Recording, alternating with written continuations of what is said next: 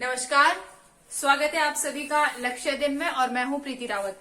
और आज मैंने आपको कल भी एक वीडियो साहित्यिक रचनाओं के ऊपर डाला था, लेकिन वो लिख के मैंने डाला था तो उसमें थोड़ा टाइम ज्यादा लग रहा है और आपको कंटेंट कम मिल पा रहा है। ठीक है, तो मैंने सोचा कि क्यों ना पहले ये सारी रचनाएं मैं पहले लिख लूं, उसके बाद ही मैं वीडियो स्टार्ट करूं। ठीक है, तो मैंने कुछ ऐसा ही किया है आज।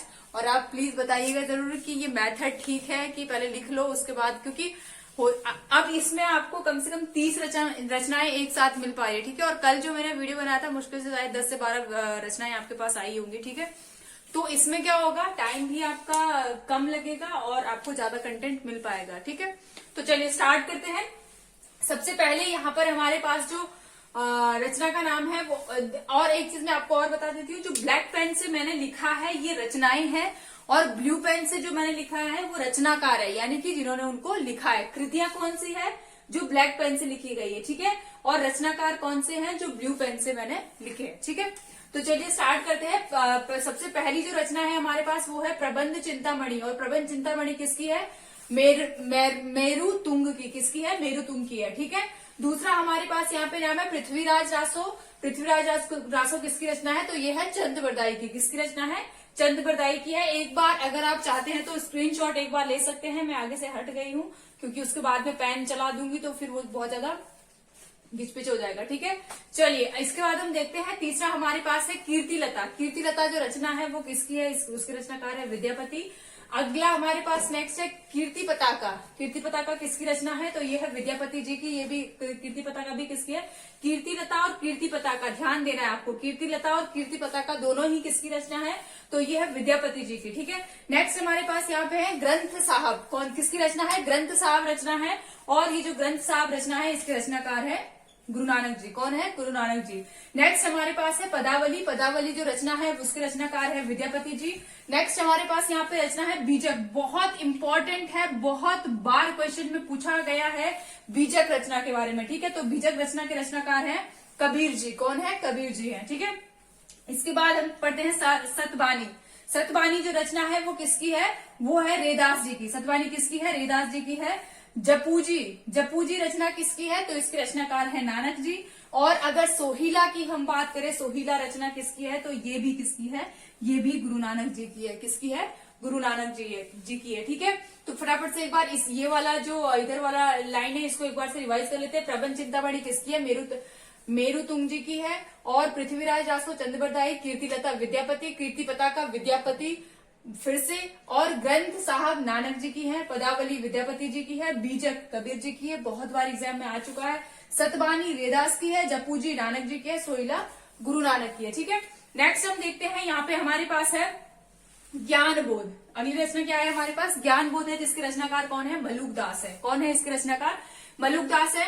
नेक्स्ट हमारे पास है यहाँ पे मृगावती। मृगावती जो रचना है वो किसकी है, वो है कुतुबन की। किसकी है, कुतुबन जी की है।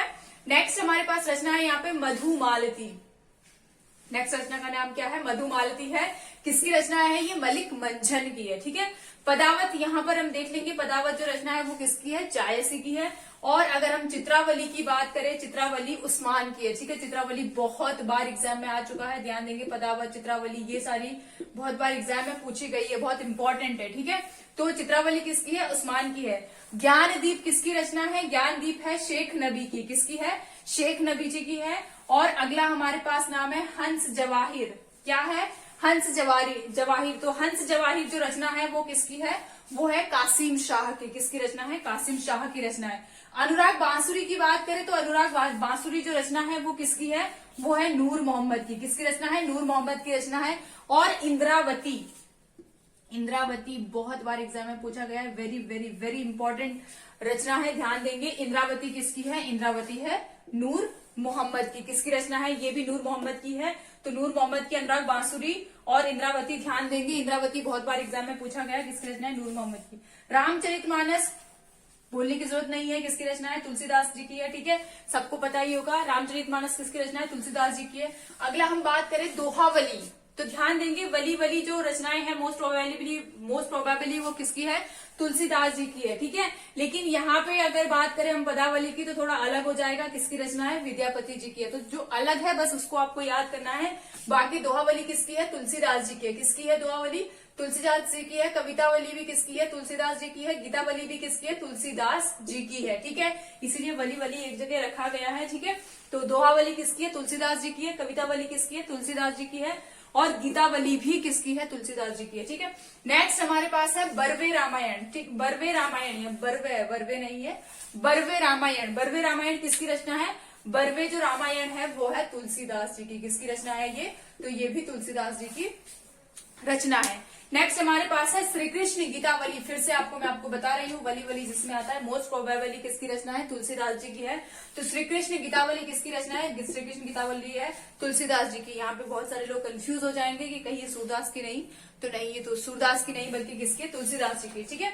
नेक्स्ट हमारे पास रचना है हितोपदेश उखाड़ा बावनी। किसकी है, बड़ा थोड़ा सा लंबा नाम है, हितोपदेश उखाड़ा बावनी। ये जो रचना है ये किसकी है, ये है स्वामी अग्रदास की। किसकी है, स्वामी अग्रदास की। और इसके बाद ध्यान मंजरी, ध्यान मंजरी इंपॉर्टेंट, ध्यान देंगे, ठीक है। ध्यान मंजरी किसकी रचना है, तो ये है अग्रदास, स्वामी अग्रदास जी की, ठीक है।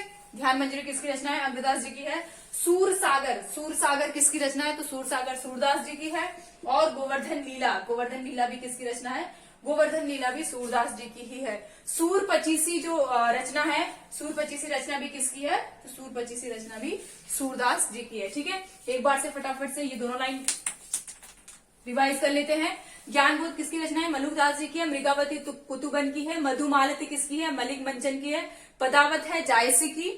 चित्रावली उस्मान की है। ज्ञानदीप शेख नबी की है। हंस जवाहिर कासिम शाह की है। अनुराग बांसुरी नूर मोहम्मद की है। इंद्रावती नूर मोहम्मद की है। रामचरितमानस तुलसीदास जी की है। दोहावली तुलसीदास जी की है। कवितावली तुलसीदास जी की है। गीतावली तुलसीदास जी की है। बरवे रामायण तुलसीदास जी की है। श्री कृष्ण गीतावली तुलसीदास जी की है। हितोपदेश उखाड़ा बावनी किसकी रचना है, स्वामी अग्रदास जी की है। ध्यान मंजरी स्वामी अग्रदास जी की है। सूर सागर सूरदास जी की है। गोवर्धन लीला सूरदास जी की है। और सूर पचीसी किसकी रचना है, सूरदास जी की है, ठीक है। तो ये थी आज की जो इम्पोर्टेंट रचनाएं हैं वो मैंने यहाँ पे आपके लिए लिख दी है। और एक और वीडियो मैं इसके ऊपर आपके लिए बनाऊंगी, ठीक है, जिसमें हमारे उपन्यास भी रहेंगे, ठीक है। तो मिलेंगे नेक्स्ट वीडियो में, तब तक आप सभी लोग अपना ध्यान रखें। वीडियो को ज्यादा से ज्यादा शेयर करें, कमेंट करें, लाइक करें और सब्सक्राइब करना बिल्कुल भी ना भूलें। जिन लोगों ने सब्सक्राइब किया है उनके लिए बहुत बहुत धन्यवाद हमारे साथ बने रहने के लिए, ठीक है। और जिन लोगों ने अभी तक सब्सक्राइब नहीं करा है प्लीज प्लीज आप सब्सक्राइब जरूर करें और बेल आइकन का बटन दबाना बिल्कुल भी ना भूलें। मिलेंगे नेक्स्ट वीडियो में, तब तक आप सभी लोग खुश रहें, स्वस्थ रहें, मस्त रहें। धन्यवाद।